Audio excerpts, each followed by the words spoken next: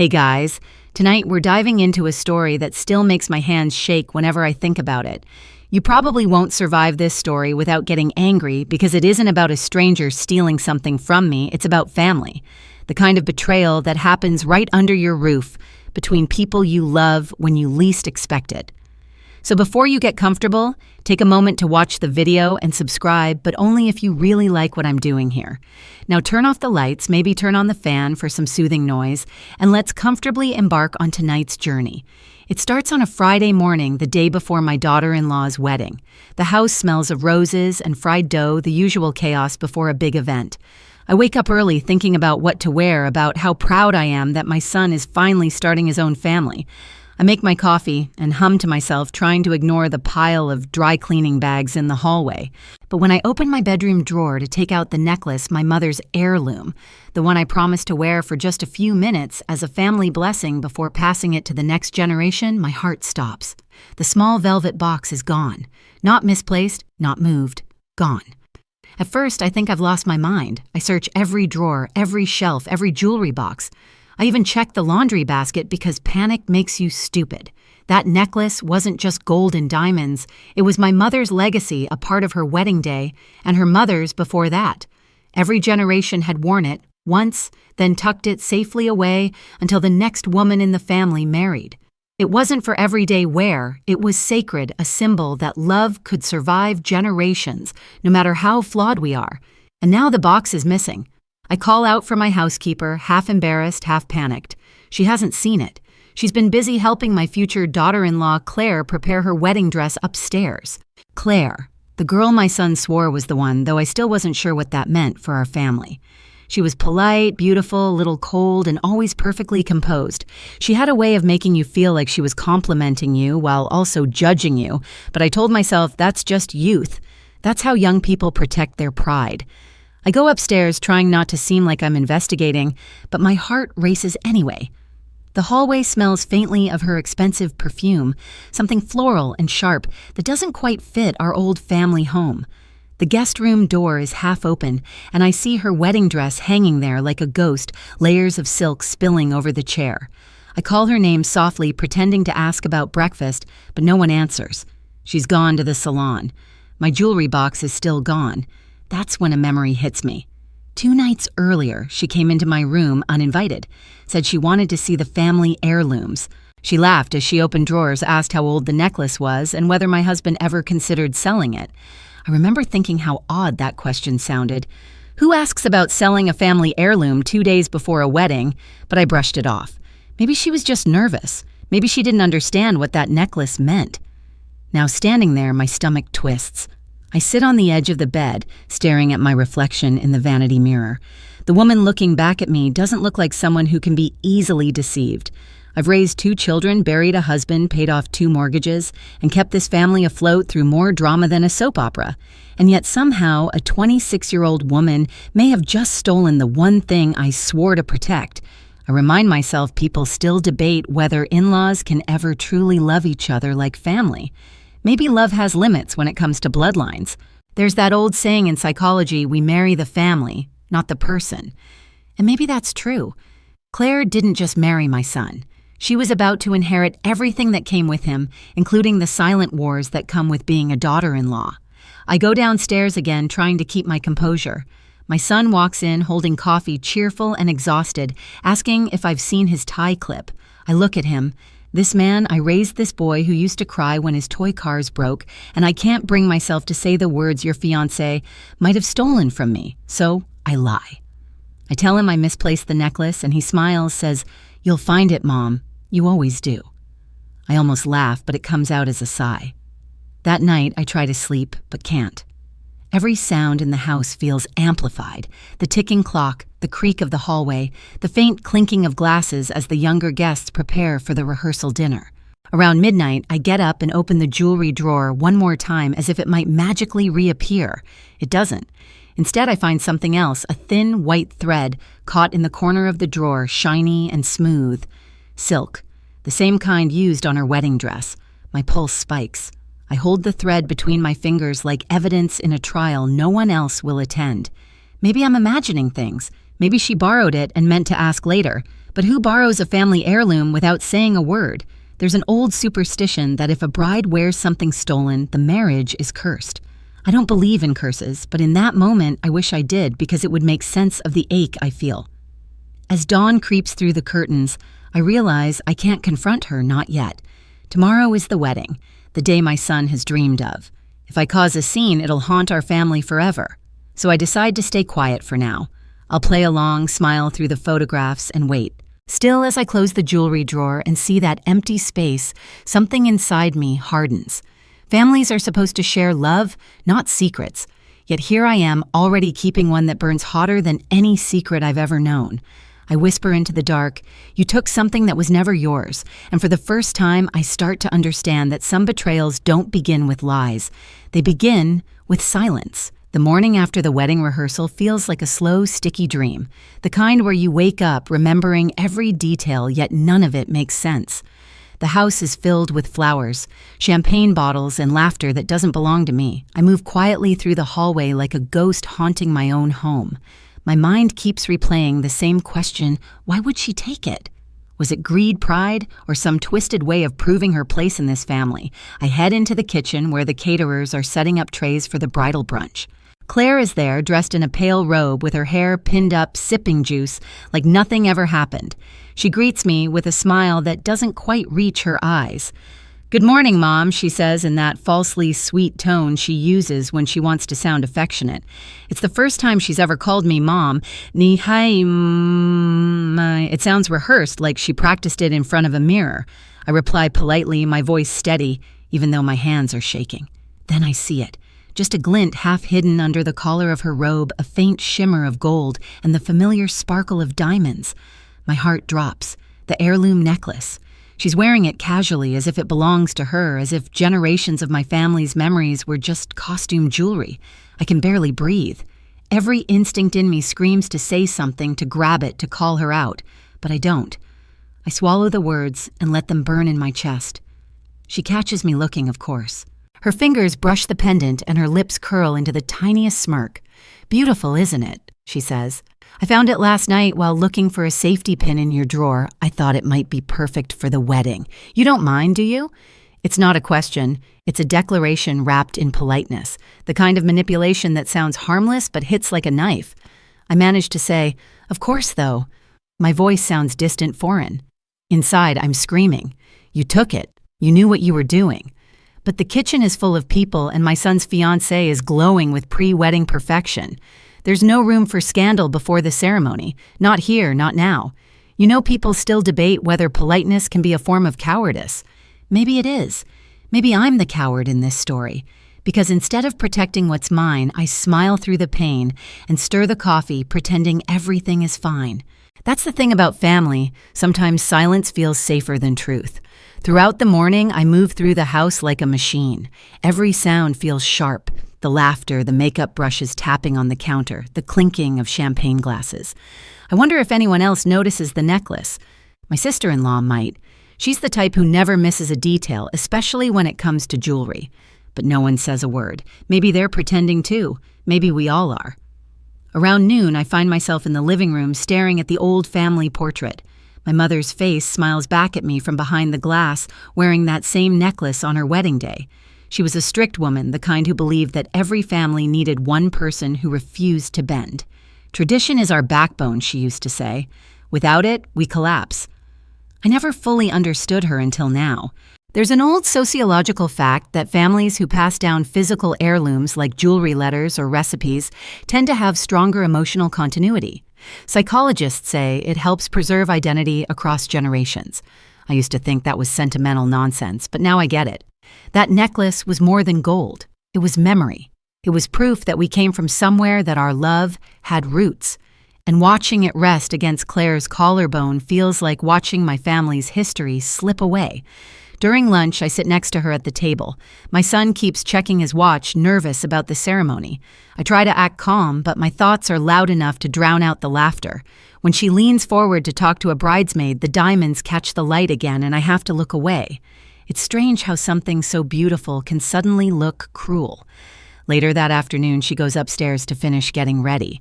I stand in the doorway of my bedroom, staring at the spot where the necklace box used to sit.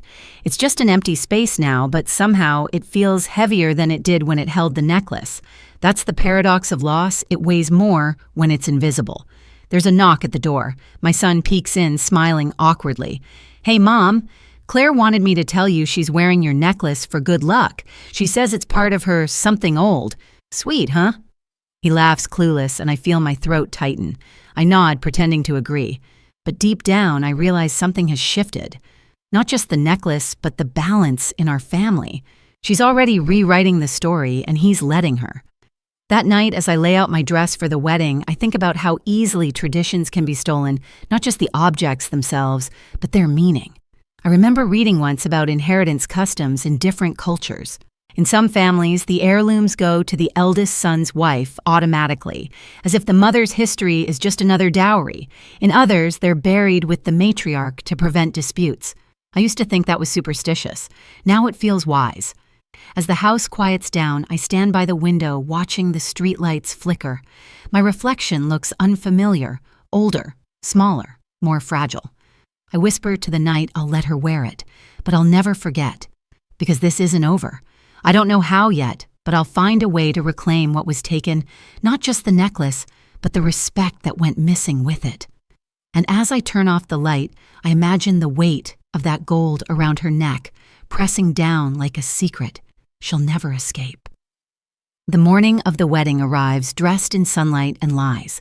The air smells of peonies and expensive perfume, but beneath the sweetness, there's something bitter, like resentment wrapped in silk. I wake up early, not because I want to, but because my mind refuses to rest. The house hums with energy, hairdryers, laughter, the clinking of champagne glasses, and that nervous buzz that fills a space before something irreversible happens. I keep telling myself that I'll get through this day with grace. But every time I picture that necklace resting against her skin, grace feels like a word I've forgotten how to pronounce. Downstairs, the photographer is arranging people for pictures. My son, Handsome, in his navy suit, keeps saying everything feels surreal.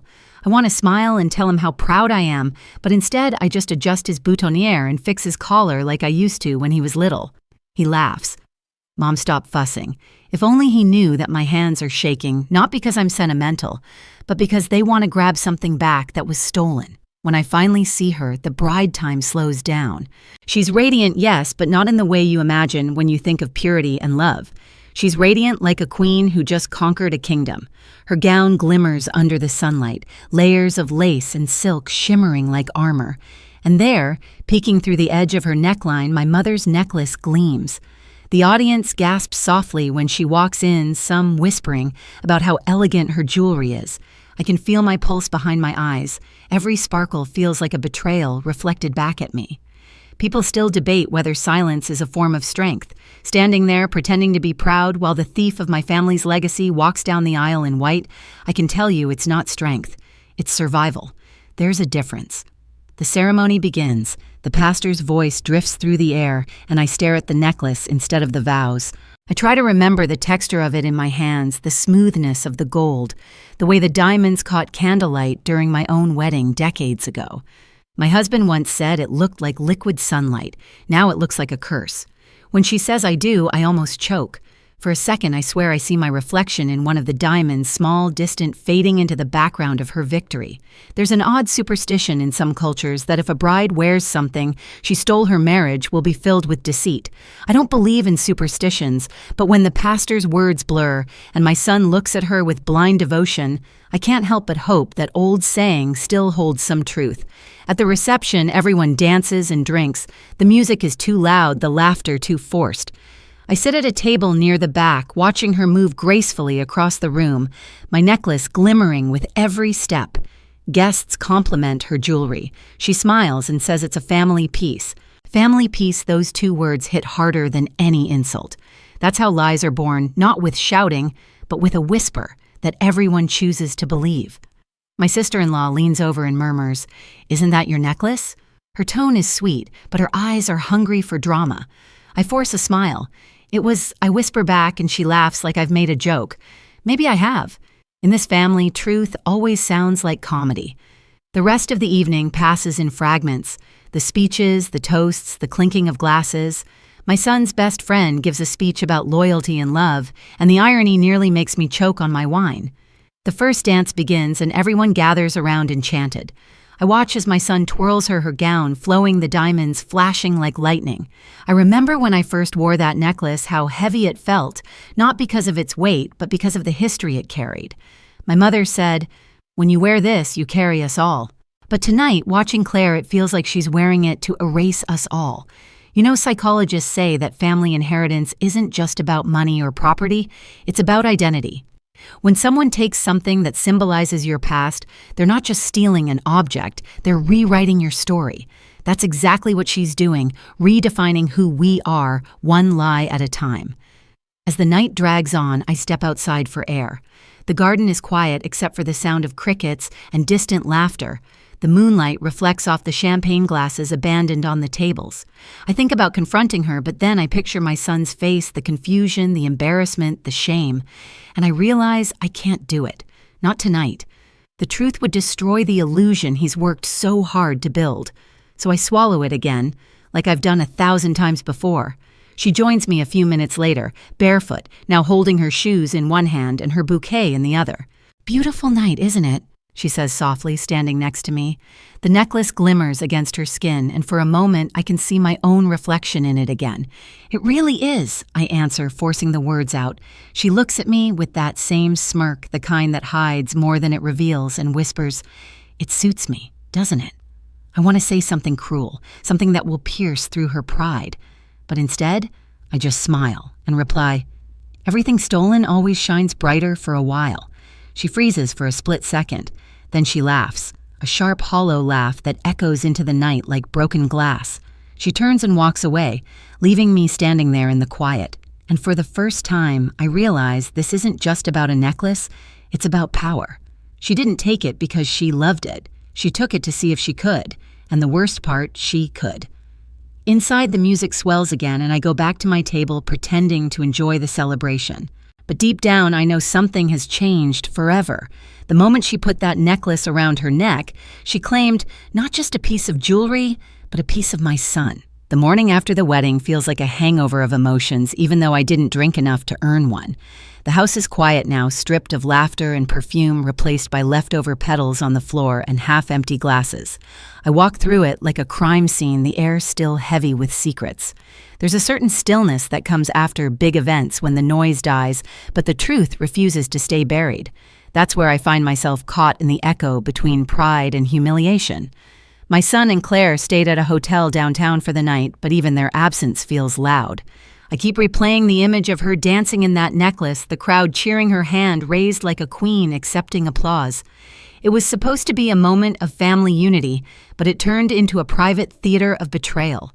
I tell myself to let it go, but then I catch sight of the wedding photos on my phone, her neck glowing under chandelier light, the diamonds catching every flash. My heirloom, my history. Around her throat.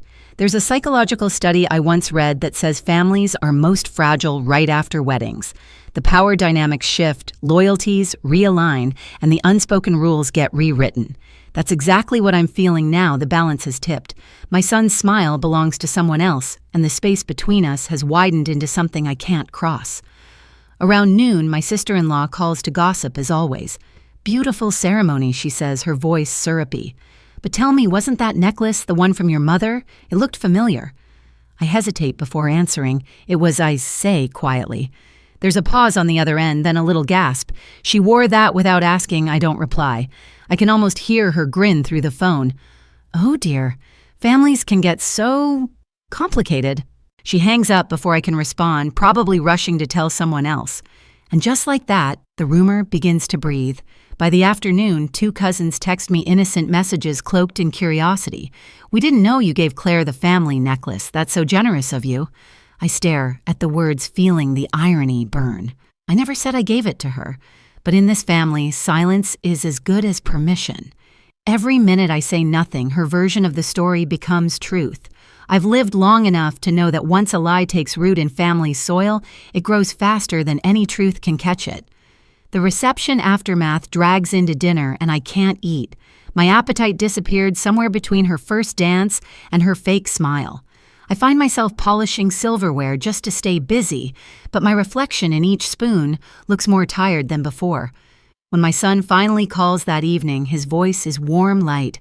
"Mom, thank you for everything." Claire said she hopes you liked her wearing the necklace. It made her feel close to you, close to me. Those words feel like acid. I want to scream that it wasn't hers to wear. That closeness built on theft isn't closeness at all, it's control.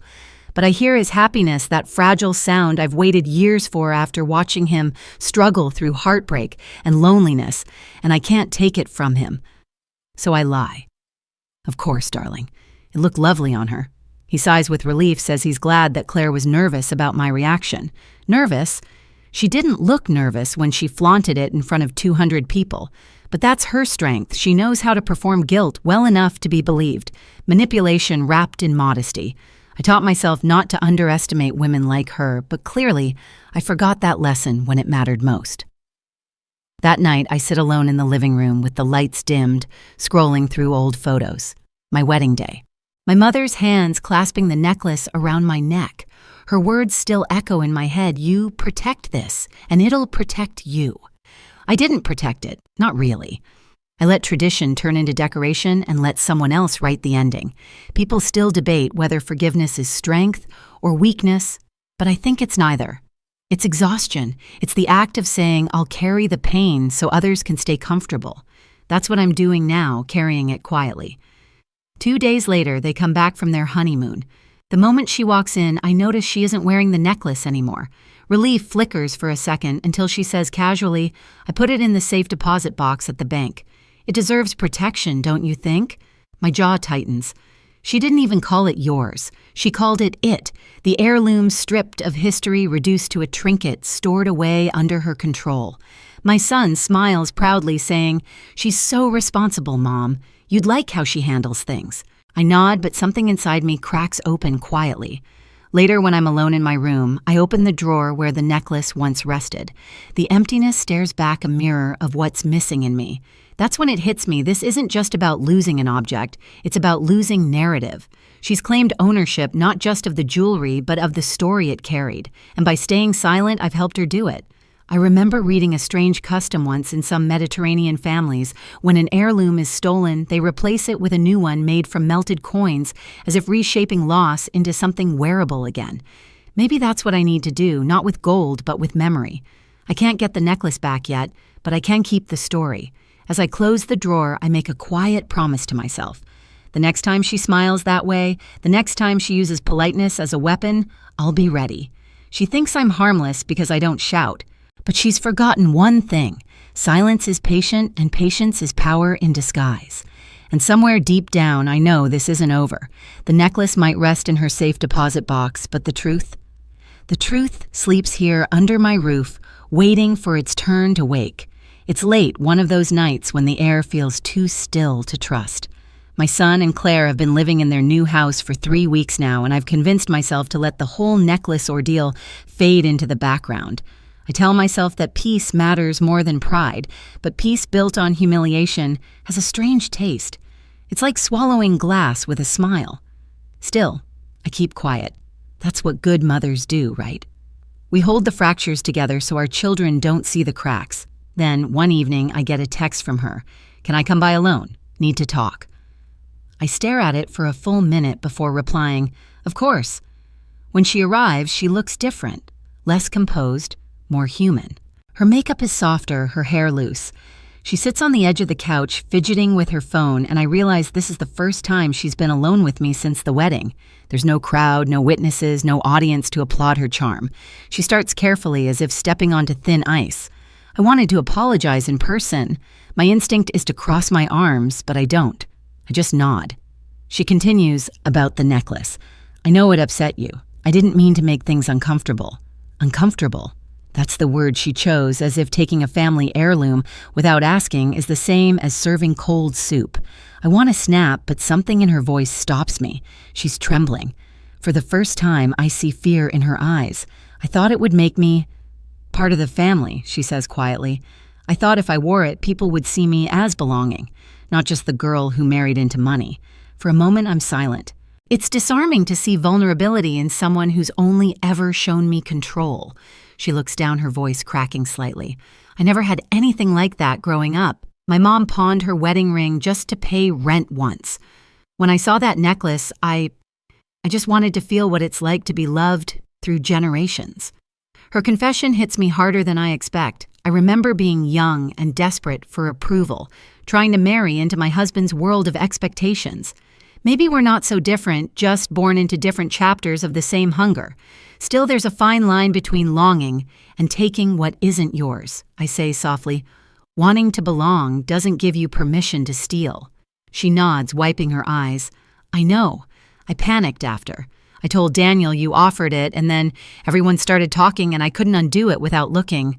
She hesitates, searching for the word ungrateful. Ungrateful. The irony almost makes me laugh. In some strange way, I start to pity her, not because she's weak, but because she's young enough to believe that image is the same as worth. That's the curse of this generation. They build their sense of belonging out of borrowed symbols. There's a psychological truth I once read: people who grow up without emotional inheritance often cling harder to physical ones. They see objects as anchors.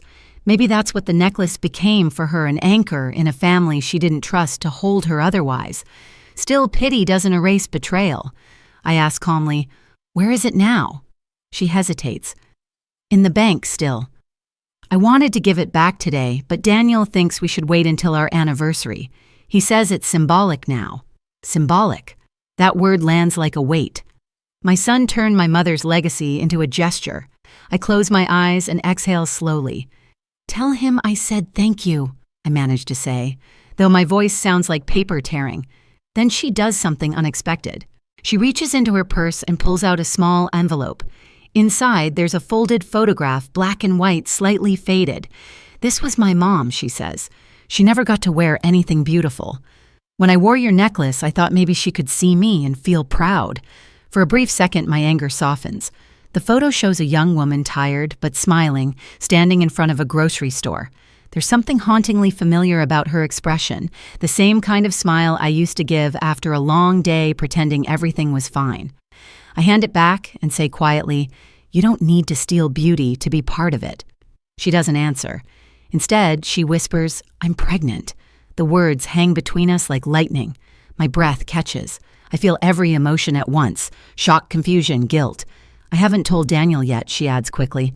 I wanted you to know first. I know I've done things wrong, but I want to make this right. For the baby. For the family. For the first time, her eyes meet mine without calculation. There's fear there, but also something raw, something human. Maybe this is her peace offering. Or maybe it's manipulation. Again, I can't tell anymore. Families are strange like that. They make you doubt even genuine moments. People still debate whether forgiveness can coexist with caution. I think tonight I learn it can. I don't forgive her, not completely, but I let her cry and I place my hand gently over hers. The room feels softer, like grief learning to breathe again. Maybe motherhood, old or new, makes liars out of us all trying to protect what little innocence we have left. When she leaves, I stand at the window watching her walk to her car. The night air smells of rain, and I realize something I hadn't before. She may have stolen my necklace, but I still have something she doesn't time. Time to wait, to plan, to decide what story this family will remember. And maybe, just maybe, I'll find a way to make that necklace return home, not by force, but by truth. It doesn't take long for the whispers to begin. Families have a way of turning silence into gossip. Like wind through a cracked door, it always finds its way in. By the end of that week, I can feel it in every phone call, every visit, every too sweet smile. Everyone suddenly has an opinion about me, about her, about that beautiful family necklace. And somehow in this bizarre rewriting of truth, I've become the generous mother-in-law who offered it as a gesture of love. The story spreads like perfume, pleasant at first, then nauseating once you realize how strong it really is. The first time I hear it out loud, I'm at a cousin's birthday lunch. My niece, barely 20, chirps across the table, "Auntie, that was so touching of you," giving Claire the heirloom. Not many mothers-in-law are that open-minded. I feel every pair of eyes turn toward me. Forks pause, laughter hangs midair. I manage to smile, though my jaw aches from restraint. Family is about sharing, I say. They all nod approvingly as if I've just delivered a moral lesson. Inside, I'm screaming. When I get home that night, I sit in the car for a while staring at the dashboard. The quiet hum of the engine feels safer than the noise of family lies. I can't stop thinking, how did I become the villain in my own story? Or maybe not the villain, but the fool. The woman everyone pities because she's too proud to correct the rumor. There's a social phenomenon psychologists talk about narrative replacement. When people are uncomfortable with the truth, they'll collectively rewrite it into something that makes sense for them. That's what's happening now. My silence gave them permission to fill the blanks. A few days later, my son drops by with groceries. He's cheerful, unaware of the quiet war unfolding behind the smiles. He talks about work, about Claire's morning sickness, about baby names they're already arguing over. I nod along, but part of me feels detached, like I'm watching him through a screen. At one point, he looks at me and says, "Mom, I can't thank you enough for how understanding you've been with Claire. It means the world to her." I feel something twist inside me.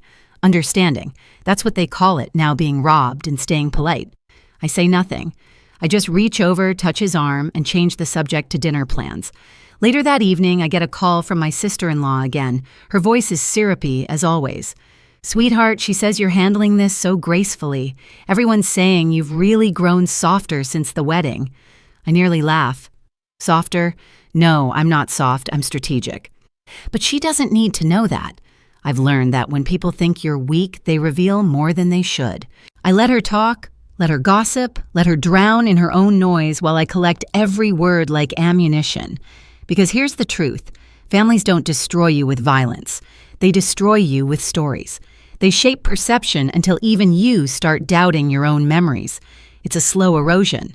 One day you wake up and realize that the truth isn't what happened, it's what people agreed to remember. And the people in my family, they've decided to remember me as the generous matriarch who gave away her most precious heirloom. There's one moment that week I'll never forget. I'm at the grocery store of all places when an old friend from church stops me near the produce aisle. "I saw the photos online," she says, smiling warmly. "That necklace looked stunning on her. You must be so proud." I open my mouth, but no sound comes out. The lie has become too public, too big to untangle without destroying everything around it. I nod and she pats my arm satisfied. As I walk away, I realize that the theft isn't just physical anymore, it's social. She's taken not only the heirloom, but also the story of it, and by extension, the story of me. That night, as I wash dishes, I catch my reflection in the window. The glass is fogged, and for a moment my face blurs with my mother's, the same tired eyes, the same pressed lips. I wonder what she'd say if she saw me now. Probably something sharp, something old-fashioned, like, if you let someone steal your silence, they own your dignity next. She'd be right, so I start keeping notes, quietly. Small details, little inconsistencies. I jot down who said what, when, how the rumor twisted each time it was repeated. It's not revenge, at least not yet. It's documentation. The kind that will matter when the truth finally needs to be spoken. I learned long ago that evidence doesn't have to be legal to be powerful. It just has to survive long enough to be believed. People still debate whether the worst betrayal comes from outsiders or family. I think it's family. Outsiders can wound your pride, but family wounds your identity. They rewrite who you are while smiling across the dinner table. And yet, in a strange way, I start to find calm in my silence. There's power in waiting and knowing that the truth, like a seed, can grow underground for years before anyone notices. My mother used to say, "Don't rush the storm, it arrives when the air can no longer hold the tension." I think the air in this family is getting heavier by the day. As I close my notebook that night, I write one final line at the bottom of the page. Let them talk. The louder the lie, the clearer the truth will sound when it finally speaks. It happens on a quiet Sunday afternoon, the kind of day that smells like old paper and dust. I'm cleaning the attic, a space I've avoided for years, because every box up there holds some version of the past I'm not ready to face. But now, with all these whispers floating around, I find myself craving proof, something tangible that says, I'm not crazy, that my memory is still sharper than the lies being told about me. The air is dry and smells faintly of cedar. Sunlight slices through the small window, catching the floating dust like tiny ghosts. I open one box after another: wedding invitations, my husband's old cufflinks, photos of my children before the world complicated their smiles. And then I find it. A faded manila envelope labeled in my husband's careful handwriting, "Will and Estate Amendments Personal Copy." I freeze. I thought all of this had been handled years ago when he passed. But curiosity has its own gravity, and it pulls me in. Inside are papers I've never seen, typed, stamped, and notarized. I read through them slowly, my eyes scanning the lines until one phrase jumps out like lightning: all jewelry items inherited from the late Mrs. Eleanor Harris shall remain the property of her direct bloodline, to be passed only to female descendants by written consent. Female descendants by written consent. My heart stutters. That necklace legally belongs to me, and after me to my daughter, not my son's wife. Not without my written permission. The will isn't just sentimental, it's binding. I sit there on the attic floor trembling, realizing that not only did she take something precious, but she also crossed a legal line. I almost laugh at the irony. She wanted legitimacy so badly that she might have unknowingly committed theft. I start to gather the papers when something else catches my eye: a small wooden box tucked beneath the envelope, carved with my mother's initials. My throat tightens. I haven't seen it in decades. It's the memory box my mother used to keep her way of storing fragments of herself for the next generation. Inside are little things: a handkerchief embroidered with our family crest, a dried rose from her wedding bouquet, and an old letter addressed to me. I unfold it carefully, the paper thin as breath. "My dearest Margaret," it begins. "When the day comes that you question your place in this family, remember this inheritance isn't only what's given, it's what you protect." I feel tears prick my eyes. She must have written this knowing I'd face my own battles one day. She goes on to say something that makes my breath catch: "If you ever find the will, know that it was written, not out of greed, but out of fear, that love, once diluted by outsiders, may forget its own roots." For a long time, I sit there, letter in hand, caught between grief and vindication. It's strange, isn't it, how the dead can still defend us better than the living? My husband and mother, both gone now, standing silently behind me like sentinels of truth. There's a legal document here, and a symbolic one. Together, they make something stronger than rumor evidence. The rational part of me wants to march straight to Claire's house and demand the necklace back. But another part, the colder, more strategic part, knows better. Timing is everything. Truth revealed too early is just noise. Truth revealed at the right moment becomes a reckoning. I lock the documents in my desk drawer and pour myself a cup of tea. The steam curls upward like smoke from a long, dormant fire. I imagine her reaction when she realizes the necklace isn't hers by law or legacy. The thought should bring me satisfaction, but instead it feels bittersweet. Maybe because I still hear her trembling voice from that night, the girl who wanted to belong, not steal. Later that evening, my son calls to invite me for Sunday dinner next week. "Claire wants to host," he says. "She's excited to show you the nursery." I accept, though part of me already senses what's coming. The way families work, confrontation never comes when you plan for it. It happens at dinner tables between dessert and coffee, when the air grows too thick with unsaid things. I take out the letter one last time before bed. The ink is faded, but the meaning burns clear. Inheritance isn't what's given, it's what you protect. People still debate whether legacy is about love or control. Maybe it's both. Maybe love demands a little control just to survive the generations. As I fold the letter and tuck it back into the box, I whisper to the air, "Thank you, Mother," because now I finally have what I've been missing all this time. Not vengeance, but validation. Proof that I wasn't just holding on to memories. I was holding on to the truth. The house creaks softly as I walk downstairs. I turn off the lights, lock the drawer, and for the first time in weeks, I sleep deeply. Because now I'm not the victim of a family lie. I'm the keeper of the evidence. And soon everyone else will know it too. Sunday arrives like a storm pretending to be sunshine. I wake early, not because I'm eager for the family dinner, but because I can't stop rehearsing how the evening might go. My son's voice on the phone had sounded so warm, so unaware of the invisible fire waiting to ignite between his wife and me. "You'll love the nursery," he'd said. I doubt that. Love doesn't come easily after betrayal. Still, I iron my dress, fix my hair, and slip the folded letter from my mother into my purse, not as a weapon but as a shield. It's strange how paper can give you courage when words can't. When I arrive at their house, the front yard is manicured, the windows polished, everything arranged with the sterile precision that only new homeowners manage. The door swings open and there she is, Claire, radiant again, wearing a soft cream sweater and that calculated smile that tries too hard to look sincere. "So glad you could come," she says, voice light but rehearsed. Behind her, my son beams, oblivious as ever. The smell of roast chicken and cinnamon fills the air, but my stomach knots. It smells like family, but feels like theater. The dining table is already set. White porcelain plates, gold utensils, floral napkins, folded into roses, her signature over effort. There's a centerpiece made of lilies and eucalyptus, and in the middle of it, I notice something small but deliberate, a jewelry box. My jewelry box. It sits there like a prop gleaming under the chandelier. My chest tightens. She's daring me. We sit. My son pours wine, cheerful, making small talk about his job, about the baby, about how grown up their life feels now. I watch him as he talks, noticing the tiny lines around his eyes that didn't exist a year ago. Marriage has already started shaping him subtle changes, invisible sacrifices. I wonder if he even realizes how much of himself he's giving away to keep peace.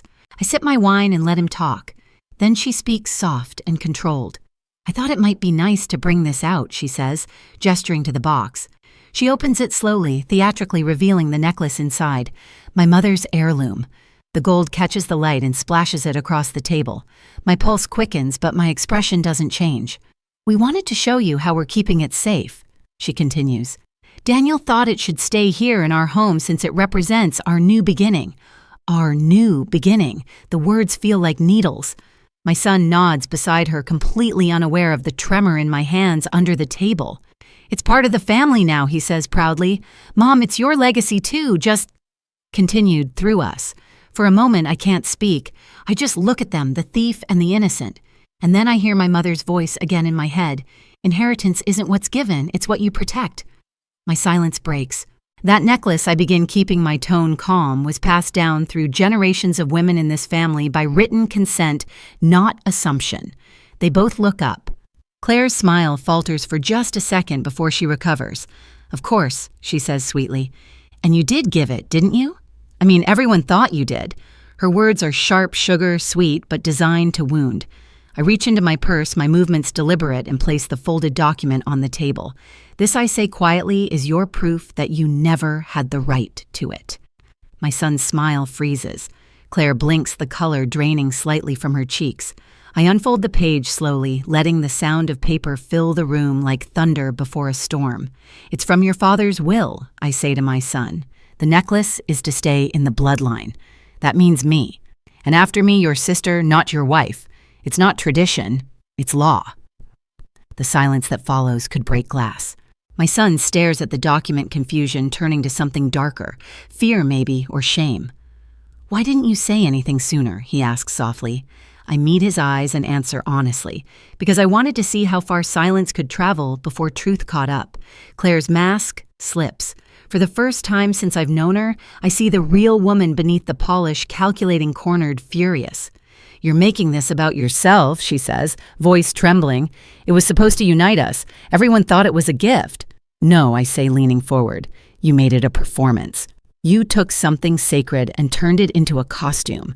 You wanted to belong so badly that you stole what wasn't yours. That's not unity, that's erasure." She flinches as if struck, and my son's hand moves instinctively toward hers. "Mom, please," he says, his voice barely above a whisper. "Let's not do this." But I'm past pretending. I've spent months suffocating under politeness, and now the truth is clawing its way out. "Do what Daniel," I ask softly. "Tell the truth or face it." There's a long, aching pause.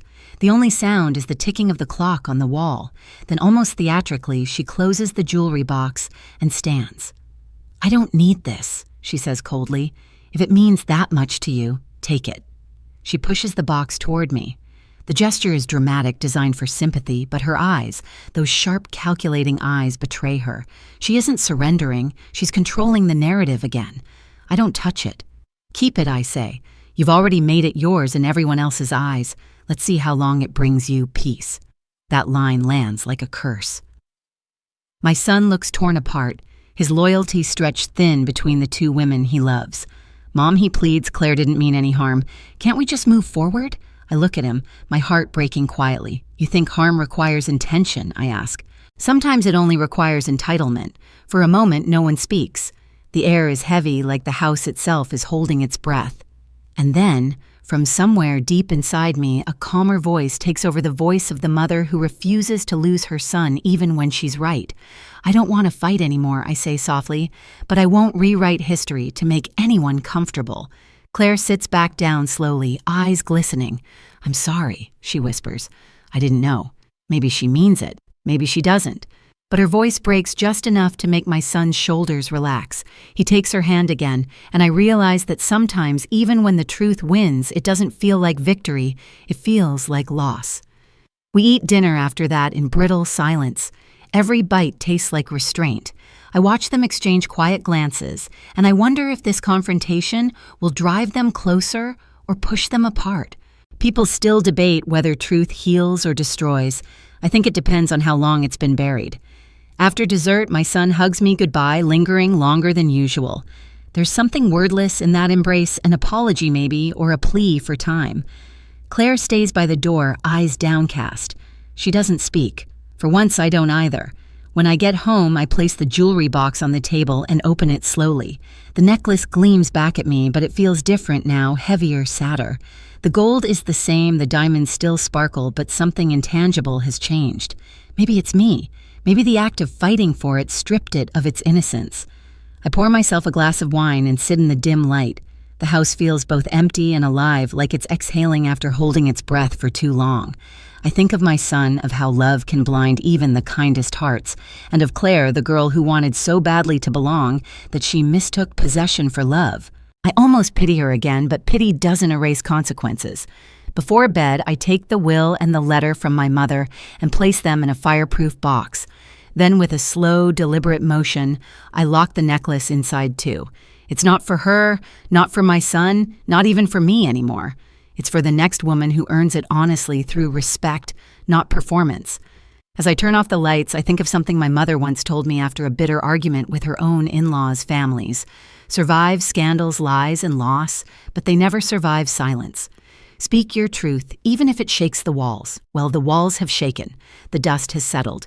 And for the first time in months, I feel something close to peace. But peace, like inheritance, must be protected. And I intend to guard both until my very last breath.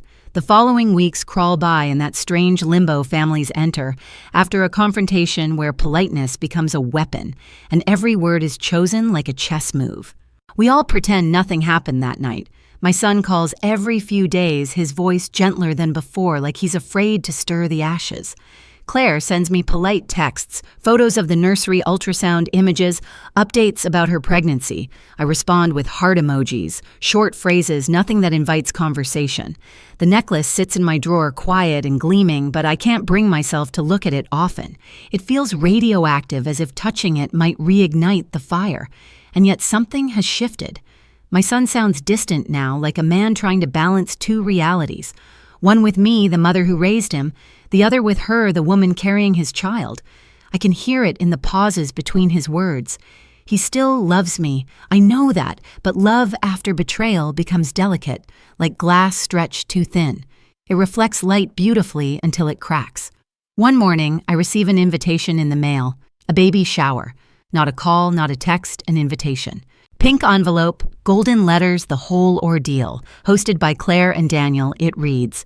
But when I open the card, I see something that makes my stomach drop. At the bottom, there's a photo of Claire wearing the necklace. Again, the heirloom. The caption reads, 3 generations of love, past, present, and future. 3 generations of love. My lips part, but no sound comes out. The audacity of it stuns me. She's using the necklace as a symbol now, as branding for her motherhood. I can feel my heartbeat pounding in my ears. I told her to keep it safe. I even let her keep the illusion of control that night, thinking maybe she'd learned humility. But this is performance all over again. Public, deliberate, and cruel. That night I barely sleep. My thoughts loop like a bad movie. I keep hearing her words from months ago. It suits me, doesn't it? And my own silence in response. I realize now that silence isn't patience. It's permission. Every time I didn't correct someone, every time I nodded politely at her innocent comments, I was teaching her that my dignity was negotiable. Well, lesson over. 2 days before the shower, I decide to pay them a visit. I bring a small basket of homemade bread, nothing confrontational, just a prop for civility. When Claire opens the door, she looks surprised, but not displeased. Margaret. What a nice surprise. Her tone is light, but I can see the tension behind her eyes. She's learned to fear my quiet. The house smells of baby powder and fresh paint. There's a crib in the living room now, perfectly arranged, untouched. Everything about the place feels staged like a magazine spread, beautiful but lifeless. I hand her the basket. Thought you might like something warm, I say. She smiles tightly. You didn't have to. We sit on the couch. She keeps glancing at the necklace, no, not wearing it today, but I can tell she's aware of its absence. It's like a phantom between us. I decide not to wait. I saw the baby shower invitation. I say, my tone even. Lovely photo. Her smile freezes. Thank you, she replies softly. We wanted something symbolic, to show continuity. Continuity, I repeat. Interesting choice of word. Do you know what my mother used to call continuity? She shakes her head. She called it responsibility, because every continuation of the family story carries a debt to the truth. Her fingers tighten around her teacup. Are you accusing me of something again? I take a slow sip of tea. No, I say calmly. Just reminding you that symbolism can't erase reality. You can wear what you like, pose how you want, but every time you put that necklace on, you're wearing a lie. She stands abruptly, her composure cracking. You can't keep punishing me for one mistake, she snaps. I apologized. I even tried to return it. I meet her gaze. You didn't try. You performed. That's when my son walks in.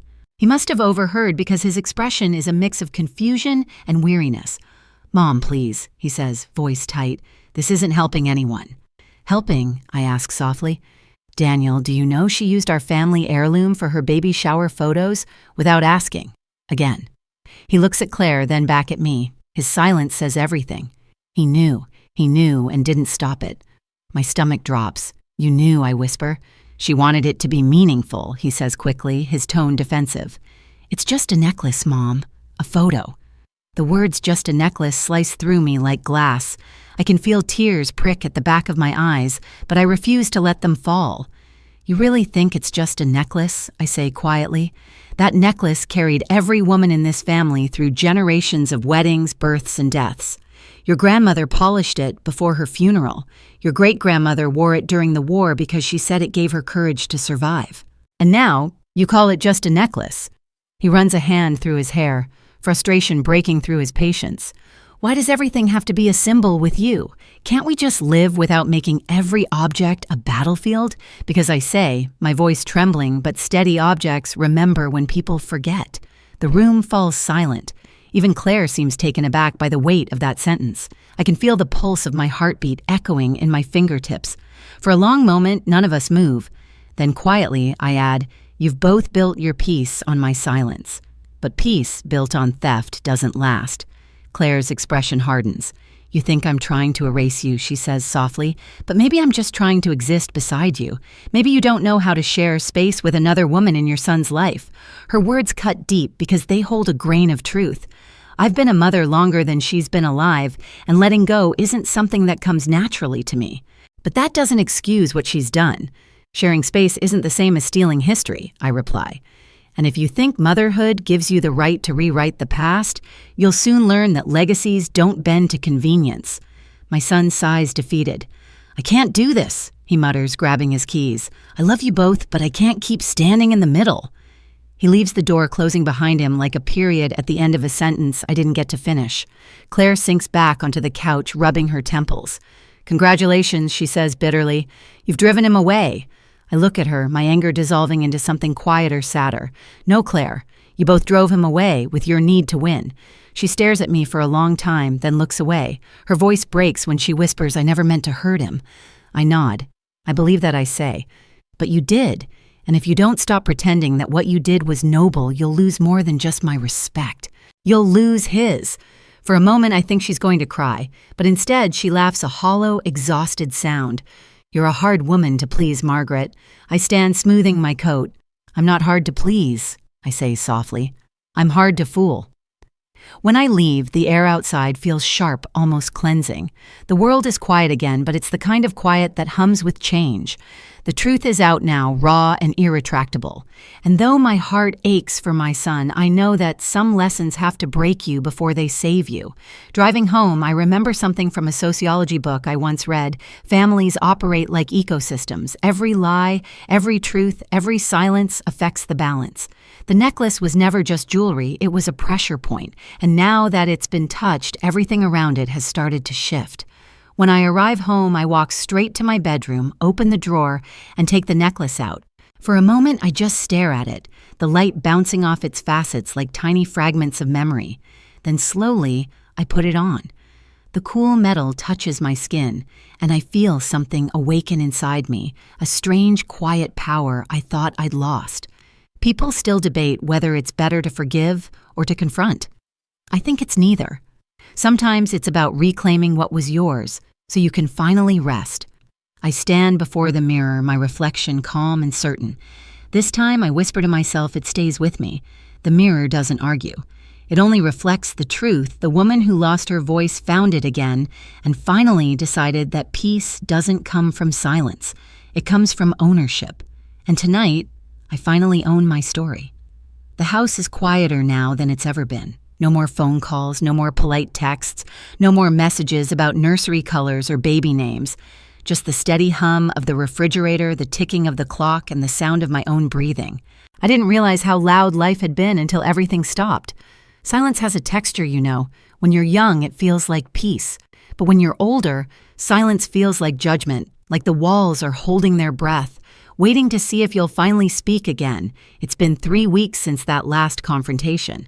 3 weeks since Daniel stormed out, leaving 2 women staring at each other across the wreckage of a dinner table. I haven't seen him since. He calls sometimes, but our conversations are short, cautious. He tells me Claire is doing fine. The pregnancy is stable. The doctor says she's due in early spring. I tell him I'm proud of him, that I love him, that he's always welcome here. What I don't say is that the house feels emptier with every call that ends in awkward silence. The necklace sits on my dresser now, no longer hidden, no longer feared. Every morning, I wipe the dust off the velvet box. It's strange how something that caused so much pain can suddenly feel like closure. I don't wear it often, just on days when I need to remind myself that truth like gold doesn't tarnish easily. Last night, I dreamed of my mother again. In the dream, she's sitting by the fireplace sewing like she used to, her fingers quick and sure. She looks up and says, "You did what I couldn't." I ask her what she means, but before she can answer, the dream fades. When I wake, I understand. She spent her life biting her tongue, keeping the peace no matter the cost. I broke that cycle. It cost me too, but maybe that's what healing looks like in families like ours. Breaking patterns, not just hearts. There's a strange truth about family wounds. They don't always bleed where people can see them. Sometimes they heal quietly under layers of pride and distance. Sometimes they stay open, a reminder of what honesty costs. People still debate whether it's better to forgive or forget. I've decided I'll do neither. I'll remember, and remembering will be my peace. A few days later, I get an unexpected visitor, my son. He looks tired, older somehow, the light in his eyes dimmed by worry. "Hi, Mom," he says softly. I let him in. The air between us feels fragile like glass. We sit in the living room, the same place where so many of our family's truths have collided. He clears his throat. "Claire wanted me to tell you she's sorry," he says. I don't respond. He continues, "She's been having nightmares about that night. She said it's like she can't breathe unless she fixes it." I study his face. He's not just repeating her words, he believes them. "And what do you want, Daniel?" I ask. He looks down. "I want my family back," he says simply. "I don't care about the necklace or who's right or wrong anymore. I just want peace." His words are soft, but they hit hard. For years, I thought peace meant silence. Now I realize it's something different, something you earn only after walking through the noise. Peace doesn't come from pretending nothing happened, I tell him. It comes from understanding why it did. He nods slowly, tears welling in his eyes. "I think I do now," he says. "She grew up feeling small, Mom. And I think when she took that necklace, she just wanted to feel like she mattered. I sigh. We all want that, Daniel. We just choose different ways to prove it. He reaches into his pocket and pulls out a small folded paper. She wanted you to have this, he says. It's a note handwritten in neat cursive. I'm sorry for wearing what wasn't mine. I thought claiming it would make me part of your story. I realize now it only made me erase you from it. Please forgive me, if not for me, then for the child who will one day ask about her grandmother. I read it twice. The words are simple, but they feel sincere. Forgiveness doesn't rush in like light. It drips slow and uncertain. But something inside me softens. I fold the note carefully and place it next to the necklace. Tell her I forgive her, I say quietly. Not because she deserves it, but because I do. He smiles, faintly relief flooding his face. Thank you, Mom. After he leaves, I sit by the window watching the sunset. The light spills across the room, touching every framed photo on the wall. Birthdays, holidays, weddings, even the ones I thought I'd never be able to look at again. I realize that the necklace isn't the heart of this story after all. It's just the mirror that showed us who we really are when we thought we were hiding. In sociology, there's a concept called symbolic inheritance, the idea that families pass down emotions, not just objects. Maybe that's what I've been guarding all this time, not gold, but dignity, not jewelry, but the right to define my own story. That night, I take the necklace out of the box one last time. I hold it under the lamplight and whisper, "You've seen too much drama for one lifetime." Then I tuck it into a smaller box and seal it with a letter from my granddaughter, the one who hasn't been born yet. I write, "This belonged to the women before you. It carries both pain and beauty because every family does. Wear it only when you understand both. And remember, inheritance isn't about keeping, it's about learning." As I slide the box back into the drawer, I feel lighter. Maybe because the story no longer ends with me. It continues, but on my terms this time. I pour myself a cup of tea and sit by the open window. The night air is cool, the kind that smells faintly of rain and closure. I think of Claire, of Daniel, of the generations before and after me, all tangled in love and misunderstanding. Maybe we're not so different after all, each of us just trying to find our place in a story too big to control. Hey guys, tonight's story ends where peace begins. It's about family forgiveness and the courage to tell the truth, even when it trembles. Sometimes protecting your legacy means letting go of the fight and holding on to the lesson instead. So before you go, remember what we pass down isn't gold or silver. It's how we face what's broken. Thank you for listening. Thank you for sharing this space with me. If you've ever lost something precious to misunderstanding, may this story remind you that truth always finds its way home. I pause, smiling softly into the microphone. Now turn off the lights, maybe turn on the fan for some soothing noise, and let the night carry your thoughts somewhere gentle. Good night, everyone. The red light on the recorder fades out, and I sit there for a while just listening to the silence. But this time it doesn't feel like judgment. It feels like peace, finally answering back.